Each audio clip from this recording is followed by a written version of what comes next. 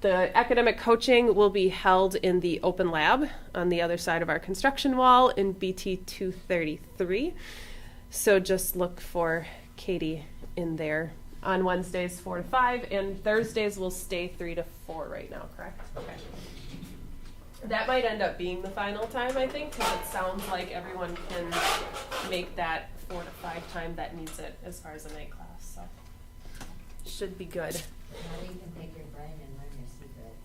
Yeah, exactly. Pick a brain. There's not much up there. It's a small snack. That's what my sitter says. It's a small snack when you come to pick the brain. All right, so I just want to be aware that I will change that up on Blackboard too for you guys so that you have that reference. So look for that, and sorry if it sends another email to everyone again when I update that, but that's what that is. That's all that is, just so that you know. Well, today our goal is going to be to talk about Chapter 3. It's much shorter than Chapter 8 and Chapter 1. I think we've made it through, actually Chapter 2 was pretty beastly also. I think we've made it through the horrendous chapters, and now our chapters are much shorter, as you can tell by the color coding in your textbook. But Chapter 3 is all about sharpening and noise reduction. More so sharpening than anything else, which will be our focus. And there are so many sharpening techniques. We could go on forever about it, but I want to show you and at least get you to understand what the sliders are doing in Camera Raw more so than in Photoshop, but still go into Photoshop to do some sharpening things.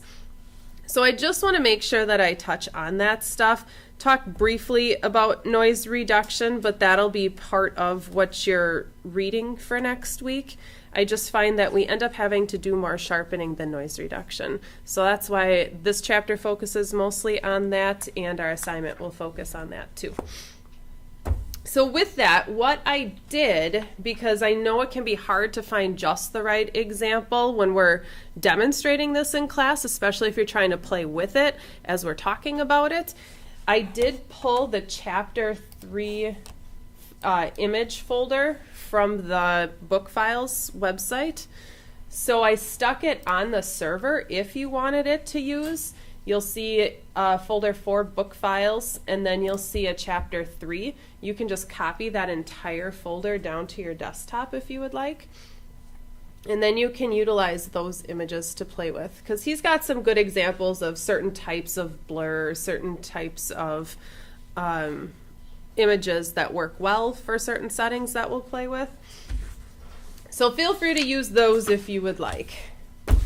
That's kind of where we're going to start here. Now, one big thing to understand is that at some point we have to do sharpening to our images when we're working with a digital image, but sometimes we don't know we're doing it and it's being done for us. Like your camera will, depending on the shooting mode that you're using, and not shooting mode, the file that you're creating on your camera will actually do some sharpening. The raw file, not so much. That's again always just the raw data that's being collected. But when you capture JPEGs, your camera, when it compresses it, automatically does a little bit of sharpening. So that's an in-camera sharpening that you have no control over.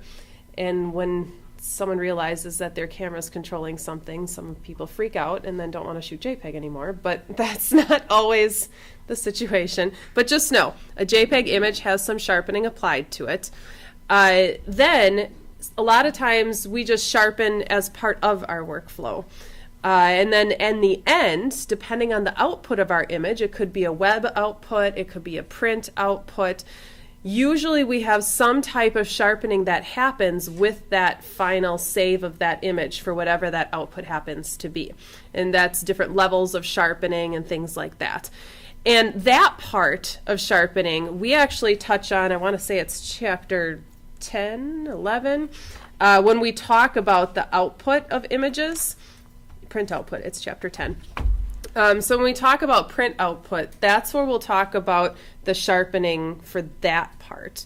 But other than that, what we're going to talk about in Chapter 3 is that middle output, or that, not the output, but the sharpening. What happens in the middle of this workflow process during editing. And that's the focus of this chapter. So they do call this a multi-sharpening workflow. I hope I'm getting my terms correctly. So that you are sharpening at different stages throughout the process. Even if it's a scanned image, you're sharpening at some point. The scanners have sharpening inputs when it's doing its scanning, and it will do sharpening to a certain extent. So whatever form you digitize an image, sharpening will happen. As long as you know that, you're good.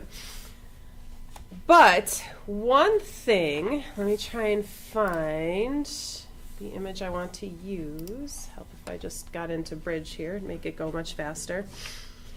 One thing we're focusing on, like I mentioned, is sharpening in RAW. And sharpening in Camera Raw, of course, gives us that non-destructive edit. That's a huge bonus. But it also allows us to save some presets, so that if you wanted to use a certain sharpening setting multiple times, just like you guys did in chapter 2, you could create a preset and then just click a button and magically everything is sharpened the way you want to. But what we also have to understand about this, and I'm going to open up this image. In this folder, if you're using it, there's a sharpening test image. It's a TIFF file, but you can open it in Camera Raw, and it will allow you to, it's just a good image to use as far as seeing how certain sharpening techniques are being used. I'm just going to see if I can't bring this up here. Turn this off for the moment. But one thing to understand is that different versions of Photoshop and Camera Raw had different processing versions. And in the camera calibration tab, which is the third from the left here, it's the little camera icon, you'll see a process drop-down box. It's the first thing in here. And usually you'll see for sure 2003, probably 2010, and then depending on your version, you'll see 2012. Go ahead. No. It really is. It's opening in Photoshop for me already.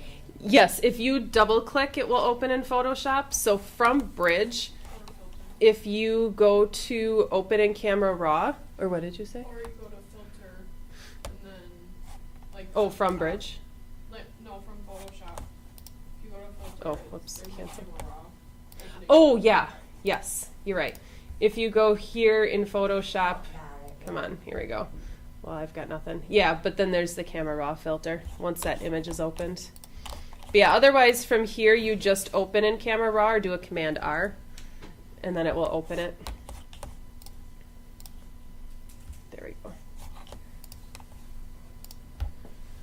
But this process version, there's just different algorithms, basically, is what it is, of processing your image and then applying certain things automatically.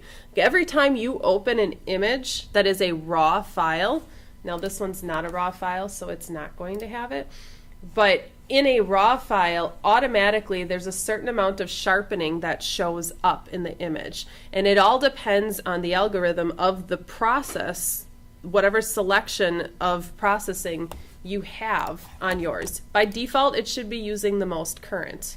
But what you might find, this happens often, I think somebody, maybe it was Kristen, I don't remember who asked me last week, but they said they had a exclamation mark with a triangle, a yellow triangle with an exclamation mark when they open an image, and it was an older image. And usually what that means is that this image was processed before, but with an older version, an older process version. So what it wants to do is update it to the newest one that you're working in. And that's what this is it's updating to the most current one. So if I have an older one, it probably was processed in 2010. And it just wants to update. So it does different things. And it even says right in your book too. But this latest version of 2010, 2012, it offered a better demosaic processing, better sharpening and noise reduction automatically within that process. And just those 3 gave you a better image overall, so that's why they created a different, essentially like a preset is what it is, the 2010 and 2012 process. So previous version isn't quite the same. Let me see if I can get it to a point where you can see it. This might not be the best image for it. No. Oops, not what I wanted. I wanted to try and...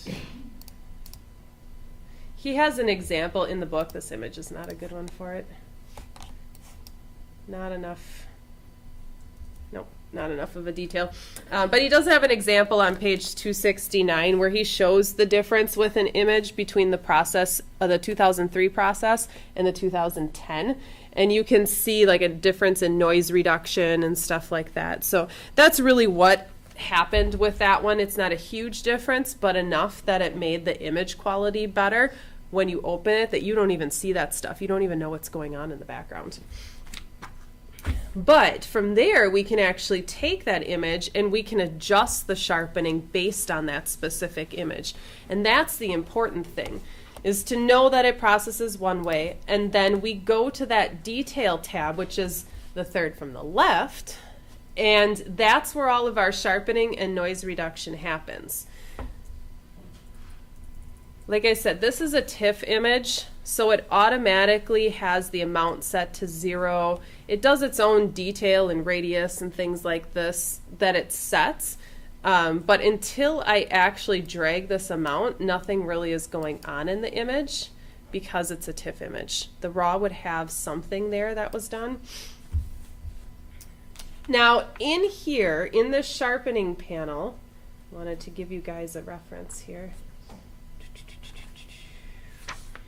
He has a good explanation. When you're going through this chapter, he has a good explanation on each of those sliders. And it's part of what you guys are going to read.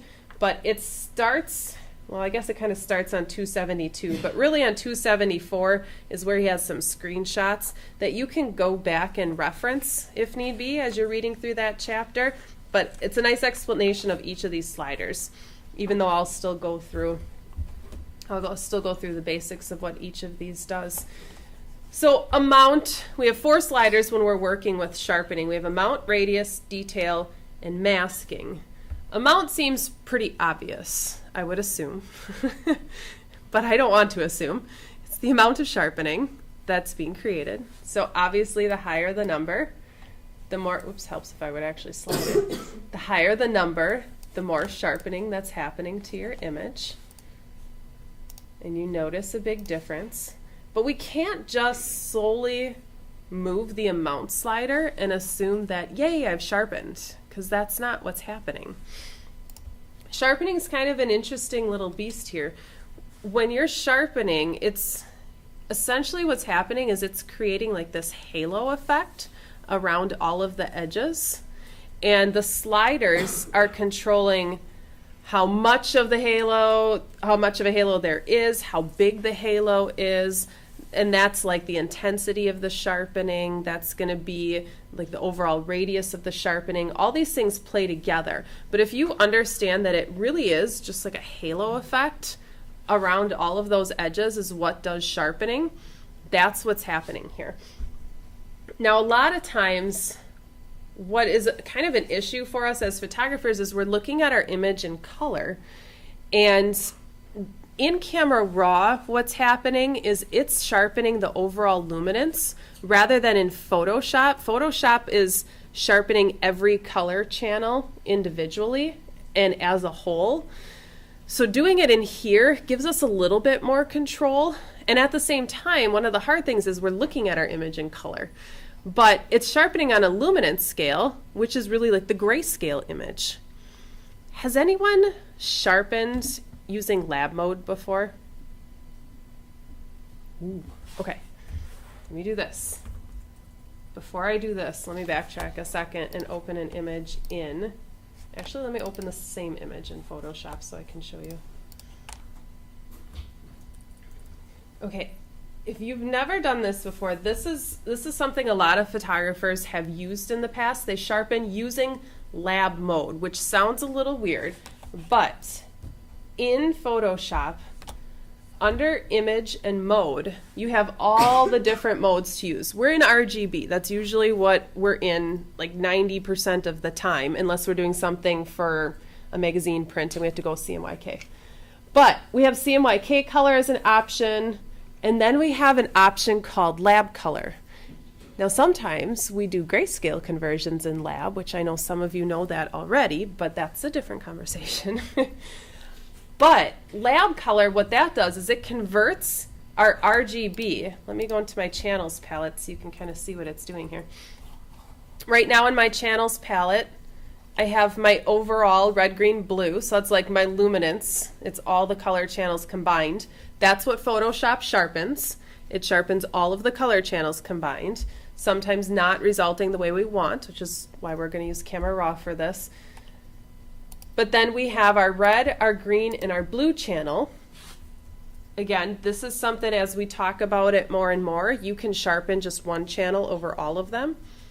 But if you want to do just the luminance values, so those grayscale values, you want to look at your image on a gray scale, do the sharpening rather than to all the color channels at once, you would change your image to lab color. So image mode, lab color. And now the channels turn into something a little strange. You have the lab, which is the overall. Your image doesn't look any different. The only thing you notice is that the top where it gives you the file information, it says lab. And then in the channel palette, you have this. You have the lightness, which is just a luminance. They really should just call it luminance. But the lightness is the grayscale version of your image. And then you have this alpha, A, and B channel, which I know look really weird. There's some really cool things to do there later on. But what a lot of photographers will do is they'll go into this lab mode, they'll click on their lightness channel, and then they'll do their sharpening, whatever sharpening technique they want to use, like unsharp mask or something. Let's just do that, for example. 50 radius. Crank that, crank that. There we go. So they're simply sharpening the luminance values, and then they're converting it back to RGB when they're done. So image mode and RGB. And that's it. And that's how they sharpen their image. So it's a different type of sharpening. I think it ends up to be a better sharpen than just doing the sharpening in RGB. And we could do a side-by-side comparison with certain images if we really wanted to. Oops. Okay, that's not what I wanted. There we go. But it is one way to sharpen. So if you ever hear that, sharpening with the luminance or sharpening in lab mode, that's what it is. Image mode, lab. Click on the lightness channel, sharpen, convert it back to RGB. You can write an action for that too once we get to that. We'll automate everything so you don't have to remember it all. That'll be our goal. Presets and automations galore. Okay, I'm going to close this. Actually, I guess I don't need to. I can just go this side like you talked about. So now, go in here, go back to my details. So that's what Camera Raw is doing, is it's doing the luminance versus the overall RGB, but we're seeing it in color, which can be frustrating to some people, especially those that have been using lab color sharpening for a long time. But there is a trick, because there's a trick to everything that we do in Photoshop. And if you hold down your Alt or Option key as you're dragging, it changes your image to black and white as you're holding that down and sliding the slider, so that you can see how it's affecting the luminance and not being distracted by the color. So that is definitely an important thing. What do you hold down? The Alt or Option key. So if you're on a Windows, you would hold down the Alt. If you're on a Mac, you'd hold down Option. And that works for all of the sliders. They just show different things depending on which slider you're moving. And we'll talk about each one of those as we go. But as far as the amount slider is concerned, that one changes it to grayscale so you can see the sharpening without the distraction of the color.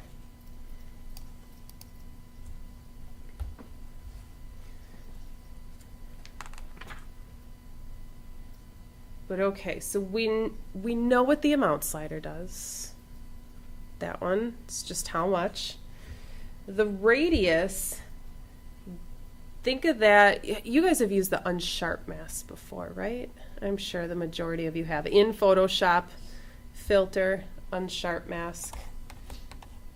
I'll go into Photoshop in a little bit here just to make sure. But for those of you that have used it, it's pretty much the same. We're doing similar techniques with a little bit more control. But the radius really is the amount of those halos. So I think holding down the Option key and dragging is a better visual than just dragging the slider all over the place and trying to guess exactly what it's doing.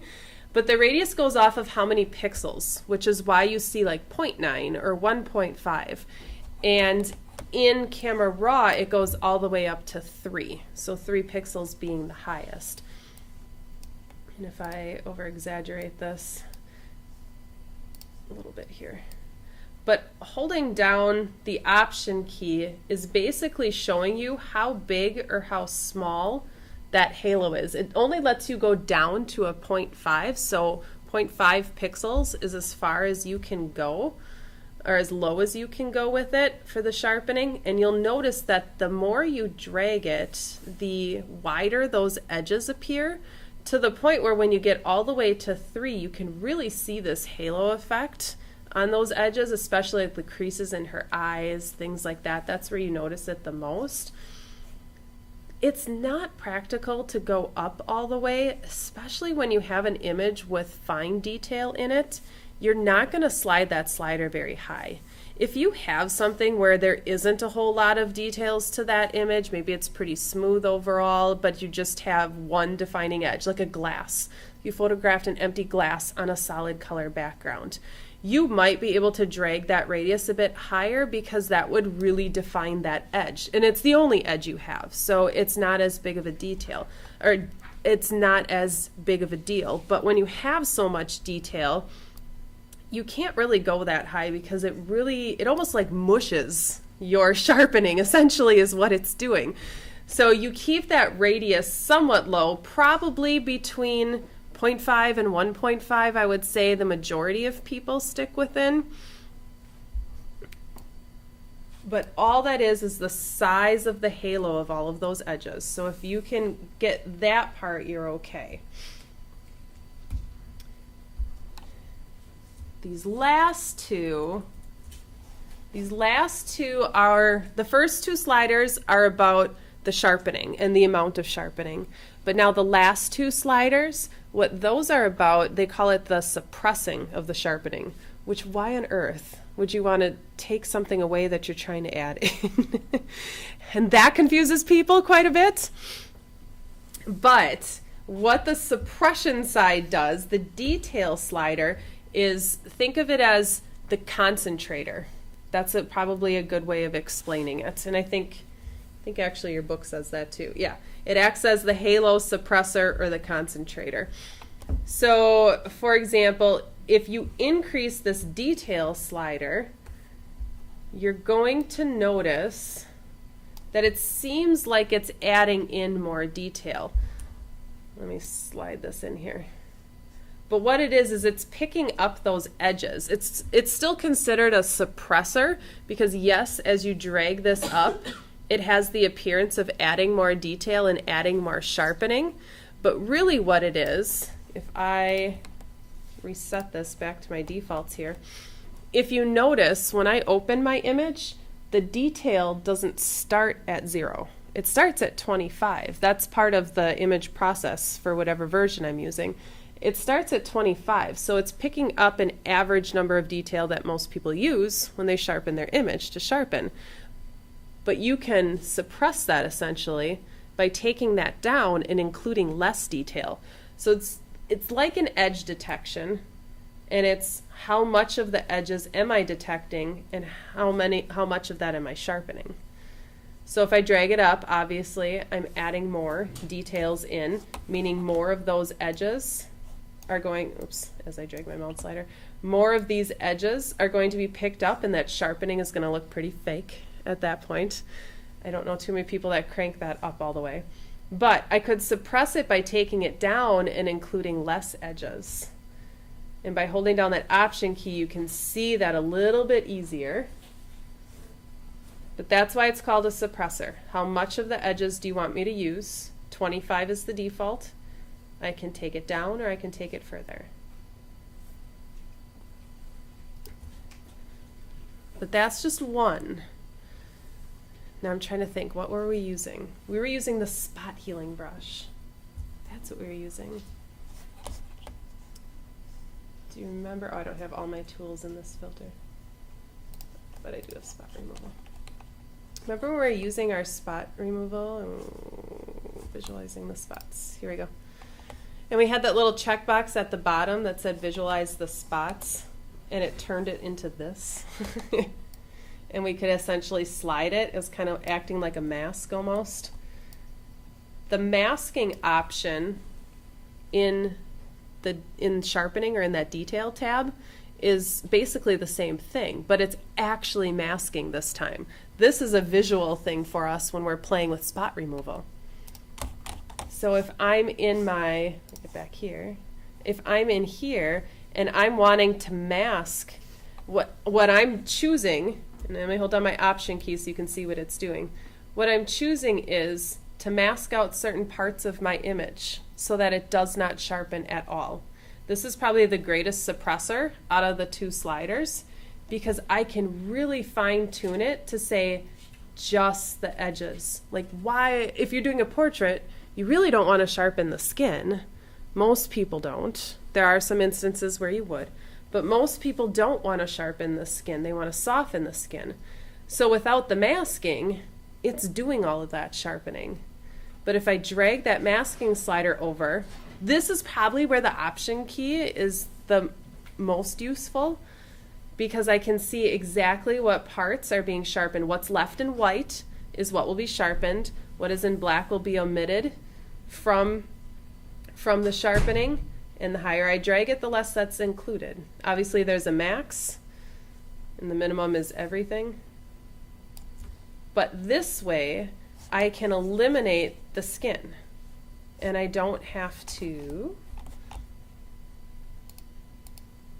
do sharpening on the skin. So it would just be the eyes, the nose edges, the edges of the face, in this example, the hair. All of that would still be included in whatever amount of sharpening I choose. Was that the before and after that you It was, yeah. The button's hiding down here. It's not an easy button anymore, but it's the one on the lower right.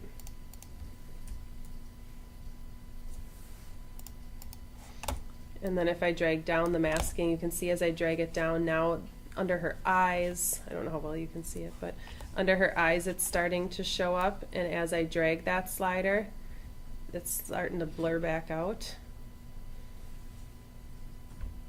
So I can include that, and that's because I'm just not including it or including it in my mask. But that masking slider can be very, very important. If you're doing, let's say you're doing like landscapes and stuff like that, it probably won't be as necessary to mask anything out. You're probably going to want detail throughout the whole thing. So you won't use masking as much. But if you do things where you're doing some commercial, like the example of the glass, you might want to mask to just the edges of it and then have some of your other settings high because you want those edges to be really sharp, really crisp, but maybe like the tiny specks of dust that you're eventually going to get rid of, you don't want to sharpen those in the first place, so you can mask those out. Same thing with portraits, like this is the example. That works well in that case too. But that's what those sliders are going to do. And obviously we're just looking at it from a grayscale preview, holding down this Option key. and it can be interesting to try and figure out at first, but I think the masking and even the radius are probably the two where I use the option key the most when I'm trying to figure out what's the proper setting for the image that I'm using. Obviously it works well for all of them, but the radius and the masking I use the most personally when I do that. But now I said something, I said I'd come back to it. Ooh, unsharp mask. Okay, now that I got through that one, I don't want to backtrack too much or get off track, but before I forget, since I got through those sliders, I'm quitting out of Camera Raw for a brief second because I want to show you how that compares to the unsharp mask, because there are a few of you that said you hadn't used it before. But under filter and sharpen, we have lots of different sharpening options. And it never makes sense. They call it the unsharp mask, but it's sharpening. So it's a term that just has never made sense to any of us, but I get it. The unsharp mask is the most popular filter in Photoshop for sharpening. And you're going to see several similarities. The amount is listed in %. The radius is listed in pixels, and that's what's the same. The only difference here is the radius goes up to like 1,000, which is crazy, and will take forever to load if I do it. So the radius goes beyond 3 pixels. I really don't know too many people that go that far above 3 to begin with. Maybe you can use it for some artistic reasons. There's got to be something, yeah, Huge some hail. over the top.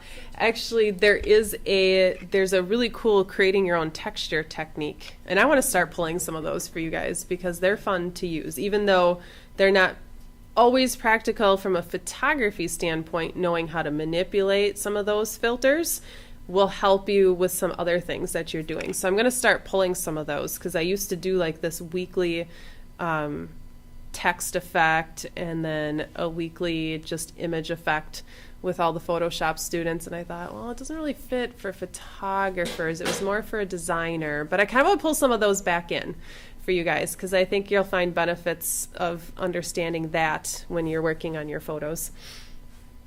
But yeah, that radius slider, it's the same thing. It's just the pixels, how big that halo is.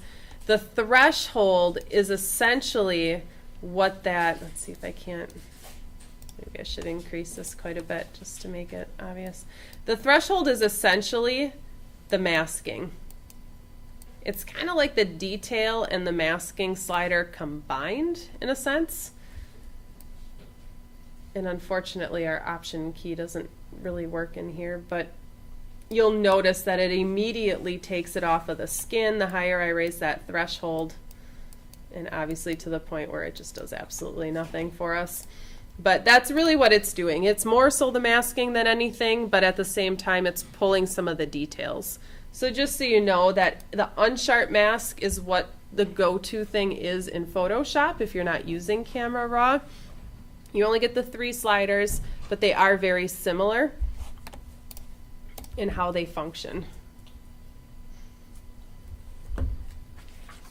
That's what that one does. Now in the textbook, he actually runs through, he calls it his real world sharpening examples. I actually do want to go through and just set the settings he has so that you can see the difference, which is another reason why I pulled the book files for this chapter, because I think it's beneficial to see the settings for a portrait versus the settings for a landscape and the settings for an image with a lot of detail in it. And hopefully just doing that, you'll see the difference and why you might want to use one over the other, save a preset, that kind of stuff. So I'm going to close this test image for now. I don't need it. And in his book files, he has 3. So he's got the one of the guy with the glasses, and he has, I kind of wish these were all labeled the same. Then he has one of this barn-looking image. It's a little bit bigger here. And then right next to it is one of a tree with a bunch of ice on it, which on Saturday, I was here. No, was it Saturday or was it Friday? Saturday. I drove down here because I had to grab something out of my office, and the trees were all covered in ice. It was amazing. I'm like, why don't I have my camera? So hopefully somebody caught that. Not just here, but anywhere, but at least on campus they were all like that and they looked awesome. So these 3 images I'm going to open in Camera Raw. They are all DNG files, so it makes a little bit of a difference, and the processing obviously will be just a bit different. But you can see right off the bat, is this set with his settings? I'm going to be so mad if the book files are. Oh, bogus. We don't have to set it. It's all in the DNG file. One thing is that by default, this has some sharpening to it. This has all the settings. He has a setting in the book. So this is just ridiculous because we don't have to do anything. We just open it up. We can compare though. And that's what we'll do. Let me zoom in a little bit here. So he actually took a portrait and he changed the processing settings, and he added in an amount. He changed the amount slider to 35. He changed the radius to 1.2. And then the detail slider he actually took down from the default of 25. And he has quite a bit of masking here, if I grab that.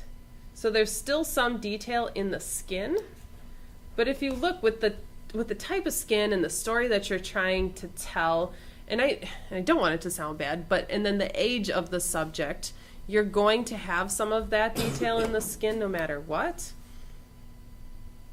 Otherwise, you're not going to have any detail everywhere else you want detail. So 70 is kind of high, but at the same time for this, not really. It works well. You can see there's going to be a ton of detail in the hair, which is really awesome.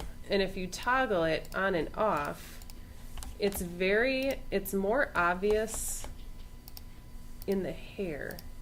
Oh, because I have to do this. Camera raw defaults. No, that's not what I want. Let me trying to figure out the best way to show you.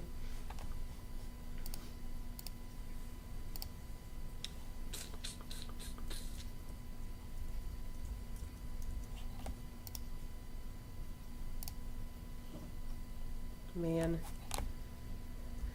let's go back. Reset. I was hoping somewhere in here that I could go back to the original a little bit easier. Let me try this. I'm not going to title these for now, which is against everything I believe in. Take this, take this. There we go.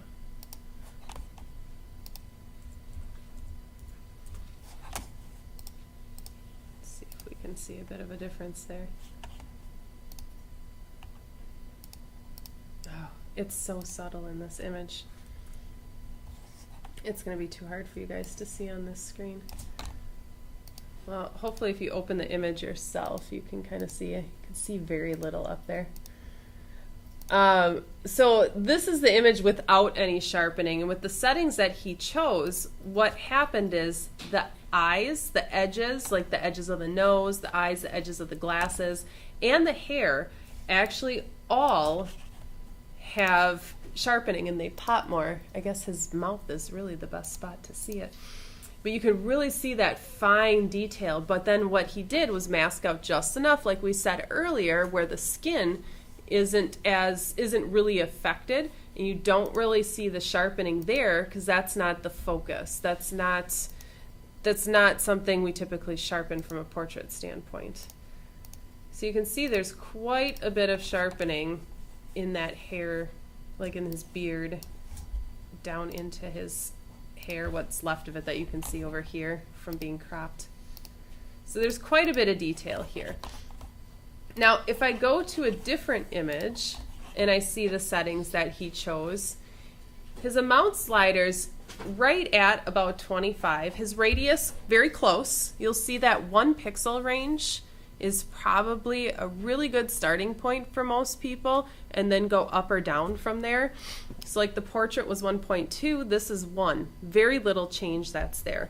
The detail wasn't changed a whole lot. Actually, this detail is still the default, which is not what the book has. So how come one image was done and the other one was not? That's great. All right. Well, good. I guess we get to do one of them. Here we go. So I'm taking, all right, so with this barn picture, we actually do get to take some of the settings here. I'm going to take the amount slider and I'm going to increase it just a little bit so that it's about 40. I probably would have gone a little bit higher than 40 because you don't notice much of a difference between that default 25 and 40. I'd probably go closer to 50, but that's just me. So he took the slider up, he did it to 40, I'm doing about 45, 46. But then the radius is at that default of 1, and all he did was take it down 2 points. That's the settings he's using in the book. And you can see, again, this is the halo. Now we're working with a landscape with detail in it. So we don't want that radius as high because we want to keep those halos small to give some of the fine detail a lot of sharpening. So I'm taking it down to a 0.8. But then the detail slider itself, the default's 25, but I want to make sure that I have more detail throughout. So I want to include more in my sharpening because there's a lot of really cool features in the wood of this barn. And also we have a great depth of field, so we have the trees in the background too. So we want detail in there. And because we have so much fine detail throughout, increasing that slider allows us to pick that up and sharpen that part also. There's so much in this image. So 50 is a good number here.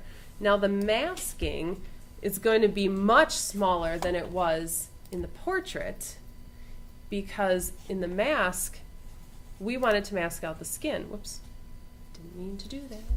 We wanted to mask out the skin and not include that. But in here, we want to include a lot of that stuff. So we're not going to mask out as much. So that masking slider is going to be just enough basically to knock out the shadows is what we're doing, because we don't want to sharpen the shadow area. We might add in noise that's not necessary. So I'm going to increase the masking. He set 10. I'm just going to play a little bit beyond that and see, but not far. Yeah, not much farther than 10. Between 10 and 15, I would say you're safe. But all that's doing is that in this area over here, this is where you see the biggest impact. Without that masking, and it's hard to tell here, you guys are definitely not going to see it up there.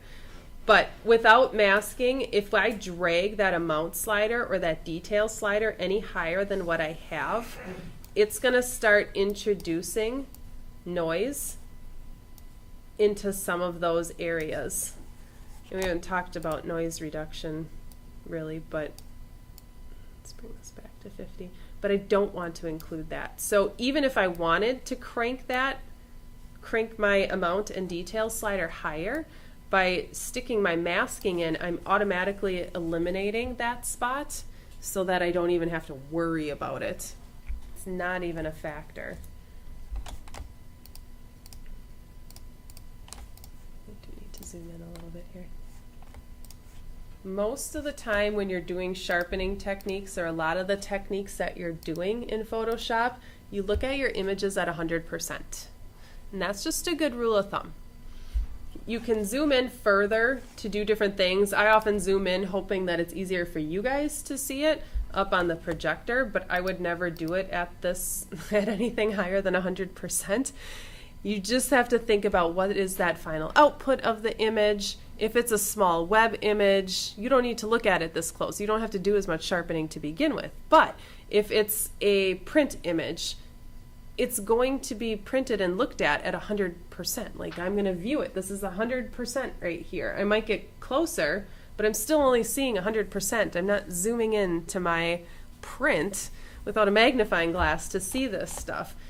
So doing any of your sharpening, retouching, anything we do at 100% is usually the acceptable view. So it really enhances the details in the tree and the texture of the barn itself. So that's a good sharpening for a landscape. This would be a great starting point for a lot of landscapes that you could use those settings and save it as a preset for yourself. So if I liked that, and I know for every landscape, I wanted to use that as my starting point at least, I would go to my presets tab, click on my drop down, or actually not even there. I would just go down to the bottom, click new, and then in my list here, I would just choose, I would uncheck all of them. Oops, I hit check all. Uncheck all, check none, and then I would just choose my sharpening, my luminance, my color noise reduction, and I would just do landscape sharpen. And that's what I would call it. So then anytime I have a landscape, I could automatically apply that preset and not have to go in here and do that. But I could tweak it. So that would be a good thing. And I could do the same here. If I like that for a portrait, I could go here, create new, check none, but then only check my sharpening, and I could call this portrait sharpen. And then it's set.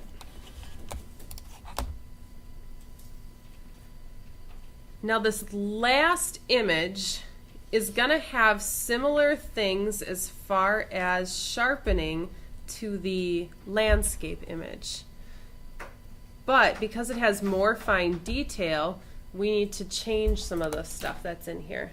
So what I'm going to do, since I saved that as a preset, I'm going to actually start with my landscape sharpen as a good starting point, but then I'm going to go back and I'm going to tweak it. So this is a great starting point, but because there's more fine detail in here, I'm just going to adjust to what he has so we can see what the difference is. The first thing is definitely the radius needs to be taken down because we have lots of fine detail, and as we increase this radius, we're increasing the halo, remember. So 0.8 was the starting point. He took it down to a 0.7. That's probably pretty good. 0.6 would be acceptable. But it's a smaller halo showing more detail. Then his detail slider he cranked.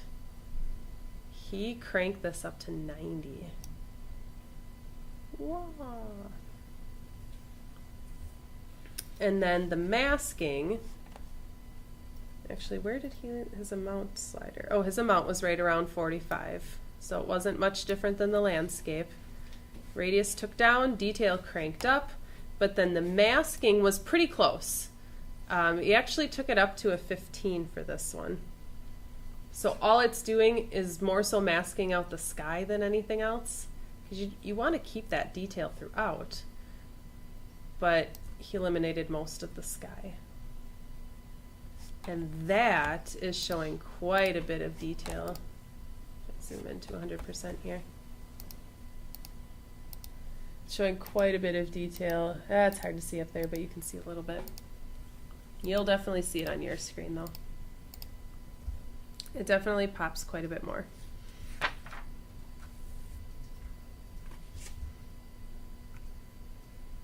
But like I said, those are good examples to use. And if you have your own images that fall into those categories, actually part of your assignment would be to find something that does. So hopefully you have them already, then you don't have to photograph anything. But you will play with those. Use what the book has as a good starting point. My guess is you're going to end up tweaking it, but it definitely is a good starting point. All right, how are we doing on time here? We're doing pretty good. There's a couple of spots I'm going to skip over just because you know how to do this already, but I do just want to point out something. He has a section where he talks about localized sharpening, And he does it on 286, and he walks you through all of these steps. But what I want you to know is that when you do localized sharpening, you're using the adjustment brush. So the adjustment brush, you have a slider for sharpening down here so that you can brush in and out sharpening. But what you need to know is that you actually start, before you do that, you actually start in this details panel, because the settings that you put here are the settings that the adjustment brush is going to use. So just so you know, it's not just a sharpening slider, yay, I'm done. This takes all of the settings here and is essentially applying a percentage of that here when I brush it in. So if I were to, let's just do this for instance, hopefully that'll make more sense here. If I want to use this, but then I want to brush out, oh, this is not the right image to use for this.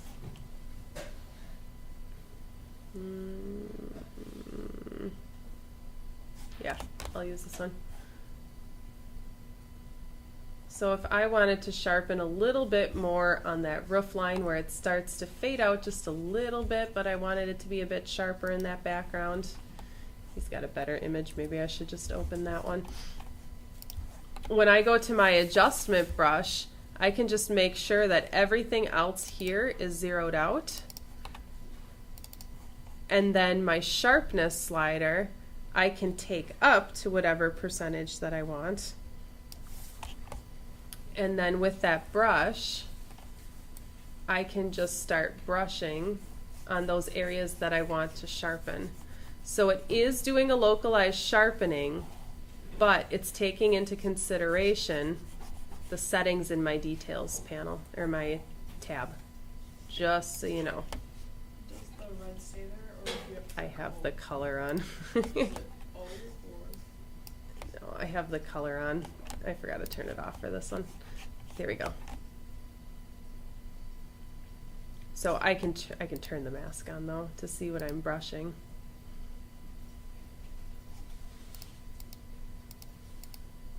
But that's what it will do, just so you know that.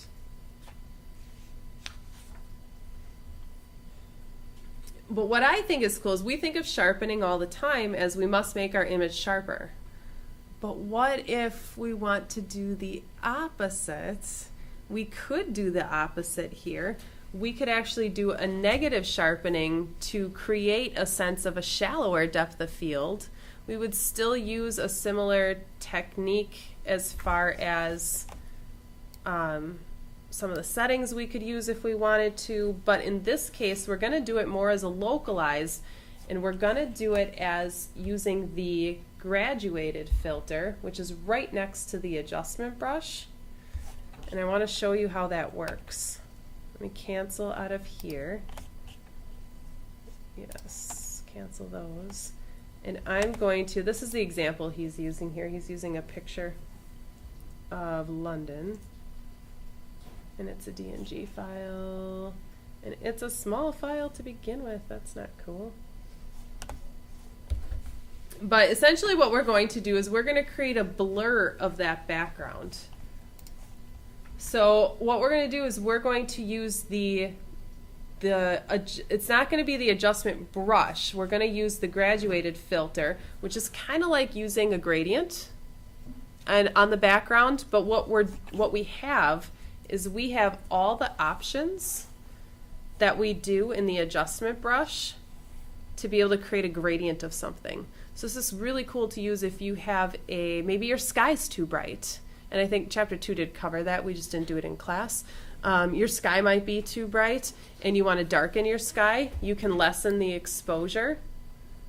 And then you can draw, using that graduated filter, you can draw a gradient and decrease the exposure gradually into whatever your current settings are. But what we want to do is we actually want to use it for a blur. So I'm going to undo this for a second here. Set that back to 0. And I'm going to take this sharpness slider in the opposite direction. So instead of increasing it, I'm going to decrease, which is just going to blur it. So I'm doing a negative sharpen, essentially a blur of what I want. I know it's really hard to see on this one. There we go. It's finally catching up here. Oh my gosh, why is it not working? There it goes. You could think of it as like a really interesting tilt shift. You could really play with this. Works well on landscapes. But that's what you could do. So you could use that graduated filter and you could pull down a negative sharpness to blur something. Really cool too if you're trying to blur the foreground and you have a pretty simple foreground. It's not too intense where you have lots of little pieces of like grass or something coming up in a landscape. You could actually blur that out if you wanted to into your focused background. So negative sharpening is kind of a fun thing. You can play with some noise reduction in there too, but if you're just overall blurring, I think just dragging the sharpness slider down is all you need to do. And then you can also use the radial filter, and that will do a similar thing.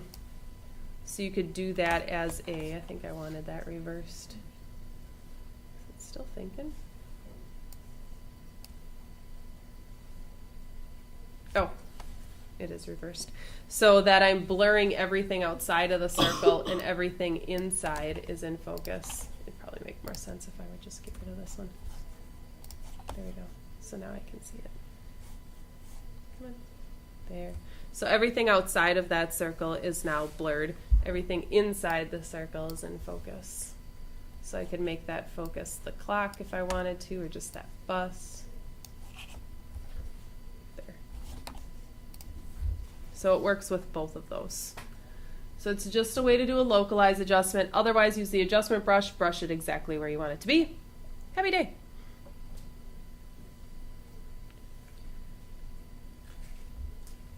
Okay. I want to momentarily skip over the noise reduction stuff and finish anything related to sharpening in here, and then come back to the noise, because I'm not going to touch on the noise reduction too much. I want to tie that into something else that we're doing. But what I want to do is I want to talk about localizing sharpening a little bit more, but I want to do that within Photoshop. And I think that we're not going to use Camera Raw for everything, as much as I think we all should use Camera Raw for absolutely everything. Not to say we have raw images for everything, but for editing, because it does so much.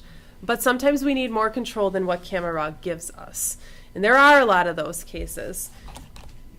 So I'm going to cancel this, and I'm going to open an image inside Photoshop, and I just want to show you some of that editing and how to do some of that localized editing within Photoshop. Especially since we talked about masking and stuff last week, that will help us this week. Although we're going to use it from a smart filter standpoint. So I have this image.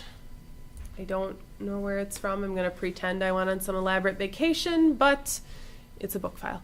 So I have no stories to go with it.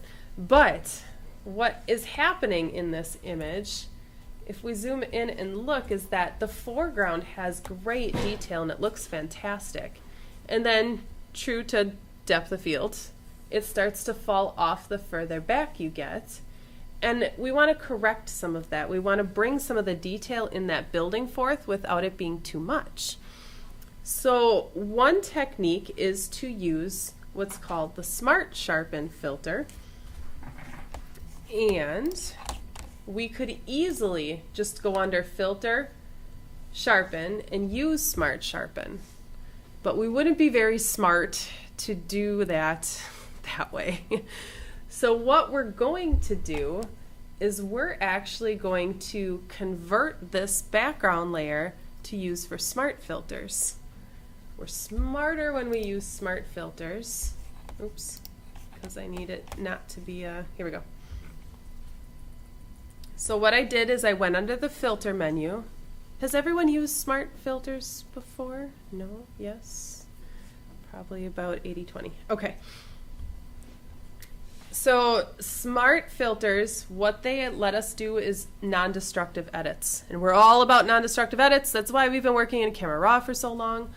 But in the filter menu, whenever we do something, it's like our adjustments. If we do a curves adjustment, if we just go under image adjustments and curves, when we hit OK, it applies it. I can't go back and change it later on. I'm stuck. I'd have to go back to the original image, pull that, and start all over again. So we use our adjustment panel, and then it adds it as a separate layer, and I can always go back and I can always tweak this after the fact. And life is good. So why can't we do that with our filters? So Photoshop added, I actually think it was CS6 is when they added it. They added the smart filters so that you could convert your layer to a smart object, and that allows us to add a filter, and any filter, as almost as like a separate layer essentially, where I can turn it on and off, I can go back into it, adjust it later on, and for what we're doing, we now have masking capabilities. And that's what we want for our Smart Sharpen. So under the filter menu, I first converted that layer, that background layer, for smart filters. And all it did was convert my background layer to a smart object. And now I have a little icon in my lower right corner of my thumbnail. Now when I go into the filter menu, and for this I'm going to use Smart Sharpen. So now when I go Filter, Sharpen, and Smart Sharpen, what I get, and I can't click on it quite yet, but what I get is a little drop down with an icon. Kind of looks like what we have if we have like drop shadows and stuff like that. But once we're done, we're going to see that we have a lot of power over what we're doing here because we can mask it out, just the sharpening out of the image without necessarily duplicating the layer to do it. So now in Smart Sharpen, and I know not many people use Smart Sharpen on a regular basis, but this has a lot of control. And you're going to see when you go through the chapter that it talks about how you can use the Smart Sharpen to remove some motion blur if you have motion blur, if you have some lens blur. It has some preset settings in there, and then you can tweak them. But there is a little drop down here. You can see you have a Gaussian blur, a motion blur, a lens blur, so that if you accidentally move or an object is moving a little bit, it's not going to be perfect. It's never going to be perfect. The only way for it to be perfect is to reshoot it, but you might be able to salvage something you think you will have to dump. So this Smart Sharpen works really well in this case. You're going to see I have an amount slider, a radius slider, all that's the same. I have a reduce noise, so we'll automatically try and take out some noise. And then I have certain blurs to work with. Like if I had a motion blur, I could choose that. And then what's really cool is I can choose where that motion is coming from. So if I accidentally moved, I was pulling my camera down as I was shooting, and I have a little bit of motion, I can set that angle to be in the direction that I was moving my camera, and it tries to correct that. Now on the other hand, if it's not there in the first place, it's gonna make it. So only use it if you have to. But if I'm removing a lens blur, the lens blur is essentially just blur from depth of field and that kind of stuff. I can set my settings however I want. I don't even know if this one has particular crazy settings that it's using. Ridiculous settings he's using. Noise reduction. That's insane. I didn't even take it as high as he said to. He's taken that sucker up to like 400%. That's ridiculous. but we're gonna brush it in, so I guess that's okay. I wouldn't even take this up. There we go. So you can choose different settings within here. Do a smart sharpen, but what makes it even smarter is this little drop down. And actually he doesn't get to that until a little bit later on. But what I want you to know is when you go through the book, he's got a nice image to work with. It's a picture of a deer, and it works really well for this. But in here, he's talking about the shadows, the highlights. This is the advanced settings that it has, so that you can say in the shadows, don't sharpen it all the way. You can fade it a certain amount. You can choose the tonal range that you're using to do the sharpening. And then on the opposite side, the highlight too. So you can go one step further beyond these 3 sliders that are up top with the simple drop down of highlights and shadows. I'm not going to play with it with this particular image. But I'm going to hit OK just so that you can see what I have now is I have a layer, I have Smart Filter with a mask, and then every filter that I use will show up here. And I can turn each one on and off if I want to. Of course, it takes a while to turn back on. There we go. I can turn them on and off. I can choose to delete one. Or if I don't like the amount that I've sharpened, I can double click on this icon over here. And it will bring up my settings and I can change them. No, it's not letting me. This one. There we go. I can change the amount, and that's what makes it a beautiful, beautiful thing, using filters that are smart. But now I can click on my mask here for my filters, and I can say I only want it to affect the building. Do you remember how you fill your mask? Yes. So I want to fill it with black. What quick key do I need to use? B. B for brush. Yes, I will need the brush, so I do need B for brush. But I just want to automatically fill that with black so that I can brush in with white the sharpening. Shift, close. X. I, you're thinking invert. X, you're thinking switch the colors, which would work too. There are 2 keys that we have to push to fill something with our foreground or background color. We shift. Nope. No idea. You're getting closer. You guys are all close. It is, at least you're on the right track of thinking, I should say, because the keys you need are the Option and Delete. So Option Delete fills with the foreground color. Command Delete fills with the background color. Right now, because I switched, because you said X, so I switched my foreground background. So black is my foreground, so I'm going to do Option Delete, and it fills my mask with black. And now I can just use a white brush. Let me use a slightly bigger brush here. Switch. What? Go ahead. I don't think it's doing it right. Did you select your mask? Yeah. Okay, so your mask is selected. You're gonna switch to black.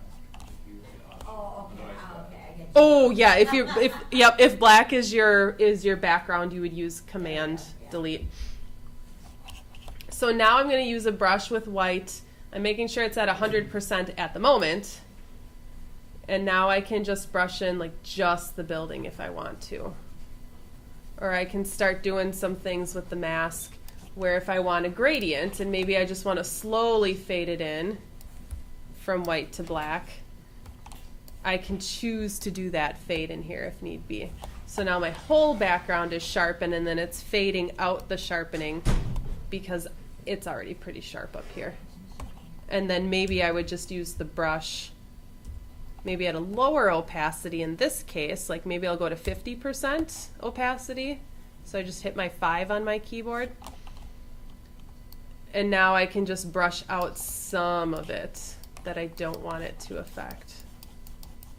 Maybe the bridge. I don't want the bridge or this tree back here. But I want everything from that point on to start being sharp. So that's how I would do that. Smart Sharpen works really well in that case.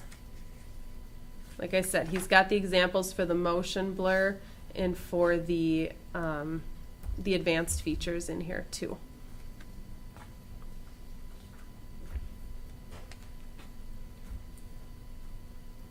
There is a tool that's called a shake reduction tool. So if there was a little bit of movement in the camera, or you forgot to turn off your VR and you are using a tripod, which happens, there is a filter, just so you know, that's called shake reduction. It's the first one under your Sharpen. This isn't a good image to use it on, and I have the mask selected, so that's not good at all. There we go.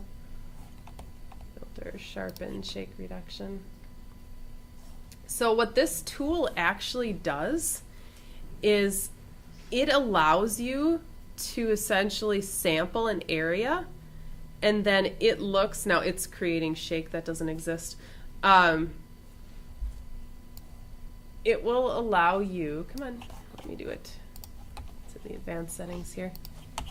It will allow me to select an area of an image, and it basically analyzes that part of the image and looks for direction of movement and shake. This is not the image to do this with, but you can see that what it's doing in this advanced section here is it's processing right now, and it's looking for the shake. And it's essentially creating a mask showing where it's finding the movement, and then it's going to correct that movement. It's pretty cool. I can play with all of these sliders to work with that and try and correct that. Rendering course preview. Yeah, this is a really bad image to use because there isn't really any shake here. Let me grab one of, where is it? He doesn't really have one in here that shows, that's a good example of it. So what would you use this tool for? What? So what would you use this effect for, the shape? So if you had, like, let's say you had your camera on a tripod, but you still had your image stabilization turned on, and so your camera created movement that wasn't there, so it looks like there's movement in your picture. What it does is it looks for that movement, or it looks for where those, like, a motion blur is, essentially, is what it's doing. It's looking for the motion, and it's trying to analyze. I want to see if maybe, What about the bird? yeah, let's try the bird. Because this is the example he used for motion reduction. Let's see if this will work. Let me convert for a smart filter. Let me go under filter, sharpen, shake reduction. So it's going to take this part of the image automatically. It's processing, and it's going to look for the movement of that bird to see if there is actually motion within there. And then what it's going to do is it's going to try and correct that. So if there's a blur from the bird moving, it's essentially creating, it's really hard to see, there's not much in this one, but it's essentially creating fake little lines. He didn't even supply the one that he used as the example, which kind of stinks. But what he's showing in here is in these lines, this mask creates like little white lines saying, here's the movement and here's the amount of movement I found. And then it's going to set these settings based on what it found and try and eliminate that shake, whether it's from the camera, sometimes the object, more so from the camera than anything else. But if you have that movement, it will try and fix that. You can play with these settings after the fact, but it will tweak it based on what it finds in its sample. So it takes a sample of the image, and it tries to find it. Really, really shaky and can't hold it for longer than one. Yes. Can't hold it straight for. Yeah. Or if you find, oh, we don't have Ellen in this class. Ellen would always talk about how she shakes when she holds her camera, so she uses a tripod all the time.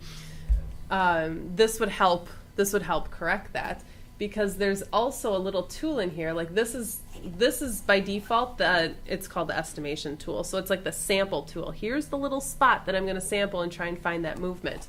But if you know exactly where that movement is coming from, you can take that next tool and you can actually draw here's where the movement is. And then it will recalculate, and then it's going to try and sharpen. Here it recalculated everything here. And now it's trying to fix and correct the movement based on the line that I just drew.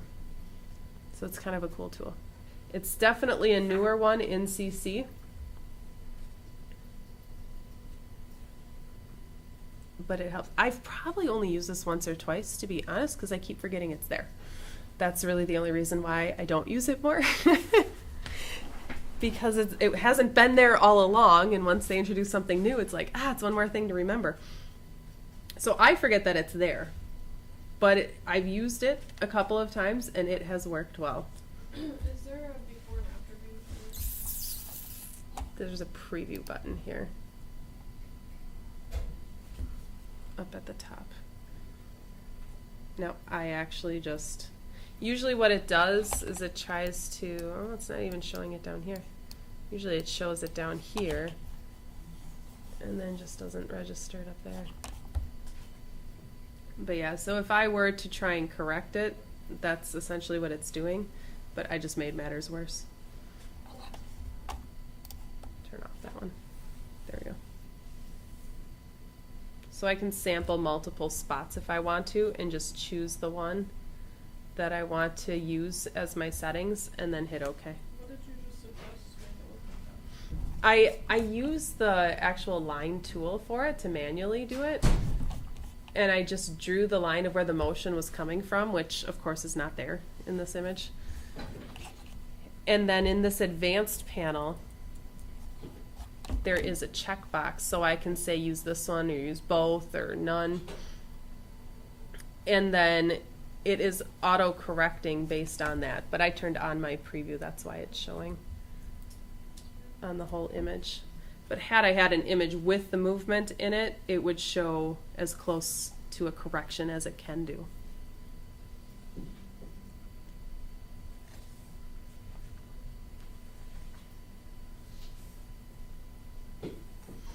So that's what the shake reduction will do.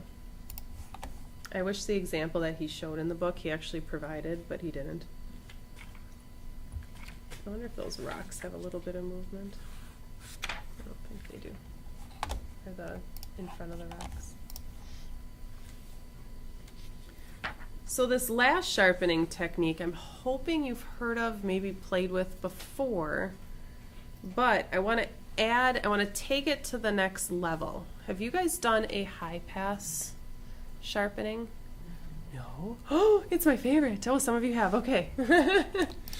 It's my favorite. Let me open this image. Oh, probably help if I... Nope. Open. There we go. I'm going to use the image that he uses because I think it's a great example, but any image works for this. Okay, so in the book, he called it creating a depth of field brush is what he did, but I think this technique works across the board. He took it to the next level by adding a mask is really all he did with it. And then he's going to use a blending option, and that's what I want to show you. So this high pass filter it's a filter within Photoshop, and if you don't know how to use your blending modes just right, it looks horrendous and completely useless. So to show you what it does, I'm going to do it slightly backwards than the order he does it in the book. It's the very last thing in this chapter. But I'm first going to duplicate my background layer. So I'm going to do a Command J, one of the best quick keys. Command J duplicates the layer that you have selected. So I've done that. I have layer 1. I'm just going to call this high pass so I don't forget later on. And I'm going to run the filter first. In the book, he has you change the blend modes and do some other things. I'm going to run the filter first so you see what it's doing. Then I'm going to change it and show you what other things happen with it with different blend modes. So my goal is to sharpen this. I'm going to go under Filter. I'm going to go under Other. And I'm going to use High Pass. It's going to look ridiculous, but think about this. Think about what the amount slider and the detail slider look like when you hold down the Option key in Camera Raw. It's essentially what it's doing here, only it's going to leave the image like that, which is why we duplicated our layer. So it defaults to a radius of 10 pixels. And that's kind of like a halo of sharpening, essentially, is what it's doing. I'm going to bring this, I kind of want to bring this down a little bit.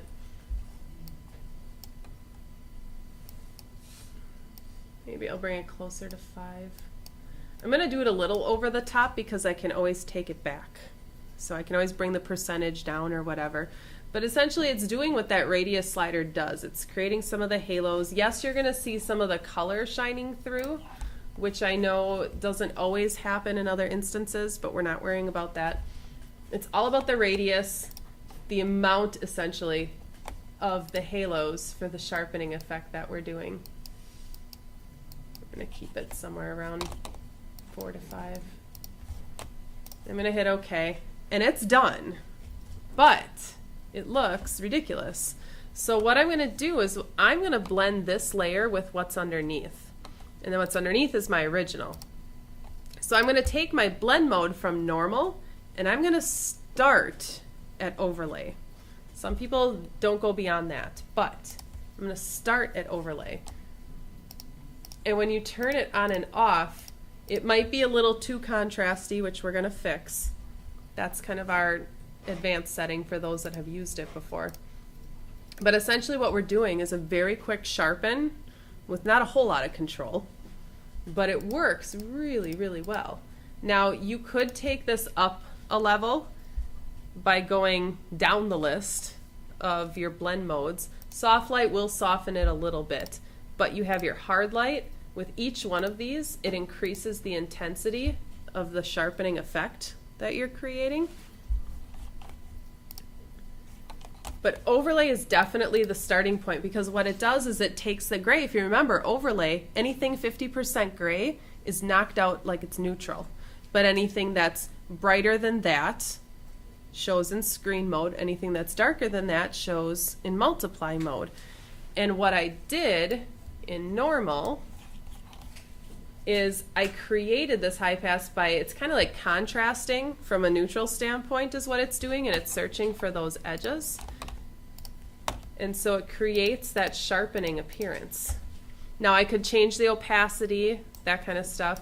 I could also add a layer mask, brush out the areas that I don't want it to sharpen. Like maybe my goal is only to do this background, this depth, create more depth in the background where it's not to begin with. So I would fill that with black. Do you remember that quickie? We just did it. Option. Delete. And black's my foreground, so it works. But now I can use my brush with white. So I'm going to hit my X key to swap my foreground and background. And I'm just going to brush in the sharpening where it starts to go out of focus, so that I'm adding depth of field. That's what this technique is at the end of the chapter. I'm adding depth of field to parts of my images, or parts of my image that is out of focus. Essentially making it look like I had a greater aperture than what I have. Did you create layer mask? I did. Yep. So on my high pass layer, I created a layer mask. I filled it with black, and then I just started to brush in the areas that I wanted that technique to show. So high pass is pretty awesome. I love using high pass. You can take this one step further, and this works with a lot of different things that we're going to be doing. And don't worry if you don't remember this, because we will definitely come back to it. But if you, on any layer, like when you add some type of effects, there's an option at the top that says blending options. Now I could just simply double click on a blank spot in my layer, and my layer style comes up and it defaults to blending options. But you can get to that from the effects panel too. It's just the first option that shows up. So here's all the different layer styles and stuff. We're not touching that. blending options is where we're hanging out today, because we can change the blend mode, the overall opacity of our entire layer. We have some other advanced blending, which we're not going to touch quite yet, but the bottom is this blend if option. And this is kind of cool. So it's basically setting, I'm trying to think of the best way to explain it. It's kind of setting the in and out point of where it's going to start blending. So if you have a lot of dark areas, let's say, in your image, and you did a whole bunch of sharpening, this is kind of acting like the masking slider in Camera Raw, because we're going to say don't start blending. Like my layer currently is on top of my background layer, so I'm going to use the slider that says the underlying layer, and I'm going to say blend with the underlying layer at a certain point. Like maybe it's not going to be completely black, maybe it's 30 points in, so that anything 30 points and less as far as a luminance scale, as far as those shadow areas, this won't even affect. It's going to completely eliminate it from that thought process. And it's going to start blending at that point. And I can do the same on the highlight too. But what's really cool is sometimes that gives you ragged edges. And I'm trying to see if I can, let me do it this way. Maybe this will be easier to see. Here we go. This is a little bit easier to see. So it's just saying from those areas I blended in, here's the gray, I'm saying don't start that in the shadow areas. I don't need to see that. Maybe about here start blending. But those edges can be a little jagged. So I can actually gradate or feather out that adjustment if I want to.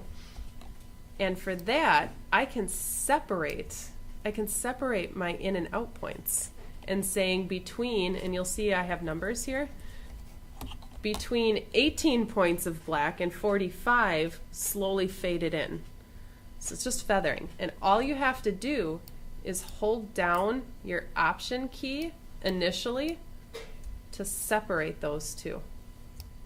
They will then act as individual things. You don't need to, individual entities. You don't need to hold down the option key after that. But holding down the option key initially will separate that one slider into two. And I don't know how well you can see this up here. But that's what it does. The closer they are together, the less of a feathering there is. And the further apart I put it, the more feathering that's occurring. And all it is it's blending with the underlying layer. That's all it's doing. Oops, won't let go, won't let go. There we go. And I can do the same thing with the highlight. So if I don't want the highlight to start blending until a certain point, I can do that there too. In this case, I would only be using the shadows. Let me change this back to overlay. So with it being in overlay mode, I don't see that much of it, that much of an effect. There's other things we'll do with blend modes where this blend if option plays a huge role in how it blends with the layers underneath. So that's how you would change that. So it's essentially a masking, but you can feather that masking too. So blend if under your layer styles, and then option key to separate it into like an in and out point or a feathering. That's what you do there.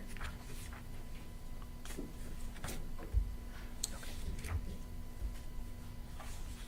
Anyone have questions on the high pass filter?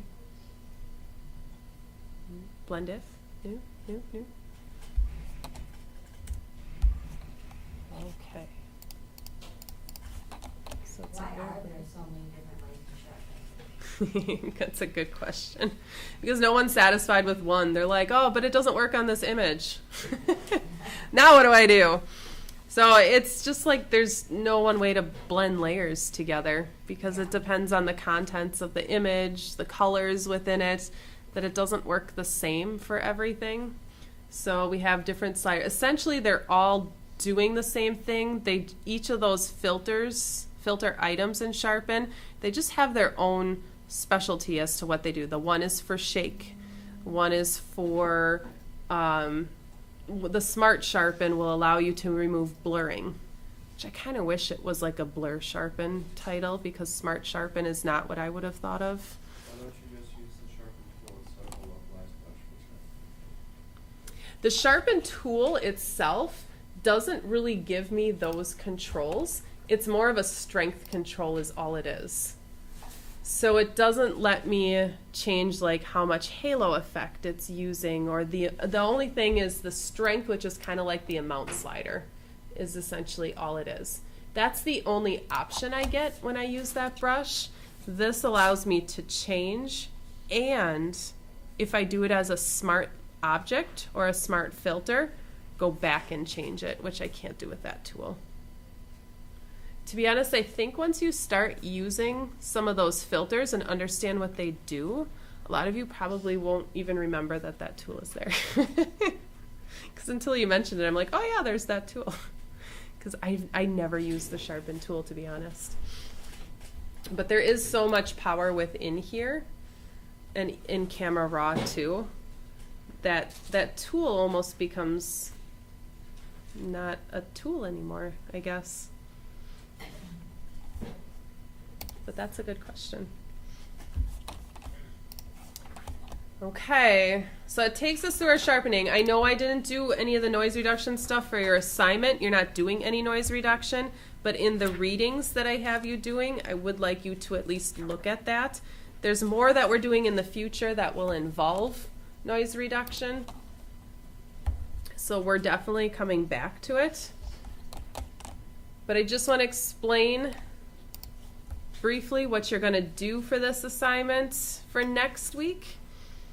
I kept it fairly vague because every image is going to require something different.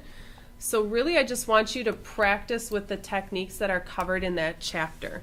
So like the portrait one, you could use the picture that you used for your eye if you want to, if you don't have another portrait that is sharp enough to sharpen. But with a portrait image, or take a picture of yourself and do it, use that technique, use those settings as a starting point, but tweak it for what fits best for you. The landscape image sharpening, you can use those settings and tweak it. The fine detail one. The negative sharpening, so that's the one where we're blurring parts of the image. I would like for you to practice that. And I don't care if you use the graduated filter, the radial filter, or the brush, and just brush out detail. I don't care which one you use for that. And then the creating depth of field, which is really what we just did. We used the high pass filter, and then we used it with a mask and then brushed in those certain areas, and then the blend if option to go with that. And like I said, that's the last one, the last technique described in chapter 3, so it's at the end of that chapter. But those 5 techniques, I want you to sharpen 10 images, but I at least want you to use those 5 techniques once. So if you use these 5 and then the other 5 images, you maybe use a combination of those, or you want to play with that shake reduction, whatever it is, that's totally fine. But I at least want you to show these 5. The trick is that 4 of these are in Camera Raw, so you can use a TIFF, a JPEG, or a RAW image to do it. You're just going to do it in Camera Raw, but when you're done, you're going to save it as a DNG file for those. Anything that you do in Photoshop, just make sure you save it as a PSD file and have all the layers to go with it. That last one obviously is a Photoshop only one. The important thing is that I need to know that you have at least those 5, and I just want to know what techniques you're using for everything else. Especially if you don't do it as like a smart layer and that stuff like that. I would like for it, and that's why I put this in here, in the caption metadata field, when you're done, just type in what you used. So you can use Bridge or Lightroom, or if you're in Photoshop, there's a file and file info, and you can type it in that metadata field if you want to. Yeah, the description would work just fine. But otherwise, in the caption, it's in different spots in here. It's in the caption metadata field. Raw data, audio data. I guess the description's the same in here. Otherwise, you can do it in Bridge if you want to. So in Bridge, there's the metadata information on the right-hand side of the essential view. But then you'll see the caption or description, and you can actually just click on any one of those as I scroll down here. Boo, I don't want this one. Camera data. And then you can just click in here and type and add it in.